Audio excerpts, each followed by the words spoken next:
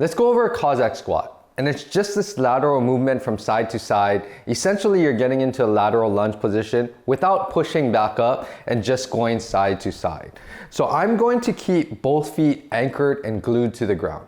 I want your toes pointing straight ahead, just so we utilize your ankles and your hips a little bit more, get that coordination, get that activation going. So you are going to have nice wide stance. Again, we're gonna squat down. You can be slightly outside of where your hip is when this opposite leg is straight, but I don't want you too wide where we look like this and we can't get all the way out to our foot. So just a little bit wider than where your hips are, or you can have it right underneath your hips too. So once your feet are set, I'm going to keep them glued to the ground, keep that tripod contact again, press through your heels. I'm not going to do a version where you're rotating this foot up to get more of a groin stretch. I am focusing on getting your hip abductors, your leg working a little bit more in that lowest position. So chest up, you are going to just slide over side to side and shift all of your weight or majority of your weight on the other leg.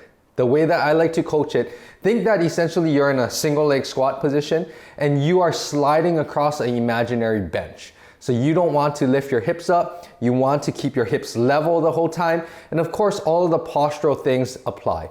You want to have a nice stable spine and core, feet glued to the ground. You want to be sitting back and doing this lateral motion called a Cossack squat.